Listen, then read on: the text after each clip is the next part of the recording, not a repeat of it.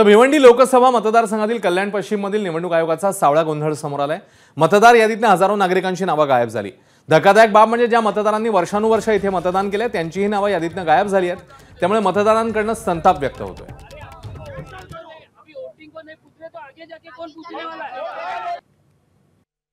काय सांगाल, काय नेमकं अडचणी आलेल्या आहेत? ते नाव वगैरे आले। सुलतान सन शेख आहे।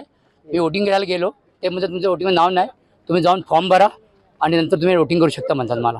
तुम्हाला इथे पाठवून दिलेलं आहे ऑफिसला। मी ऑफिसरकडे आले, ते म्हणतात आम्ही काय करू शकत नाही, तुम्ही जाऊन तुम्हाला मंत्र्याला काय करून घ्या म्हणतात। तुमच्या एक अकाउंट बंद झालाय म्हणतात। बंद त्याने सांगत नाही, काय नाही।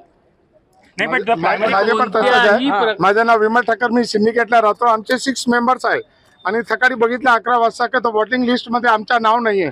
6 जागावर फिरून कंटाळलो। शेवटी त्यांनी सांगितलं का वसंत वेली मध्ये जाऊन तुम्ही कंप्लेंट करा। इकडे पण काही एक्सेप्ट करत नाही।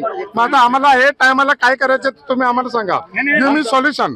No, basically the primary responsibility of a media is to ask election commission how many percentage of the voters name has been deducted, and if it is more than 70 or 60%, then why they are conducting the election. This is a basic question which media should ask, not we as a citizen. More empty people, more than 1 lakh people name is not there of the Kalyan West.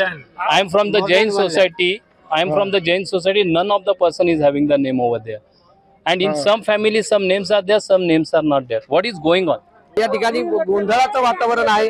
अनेक मतदान केंद्रांवरती हे गोंधळ सुरू आहेत।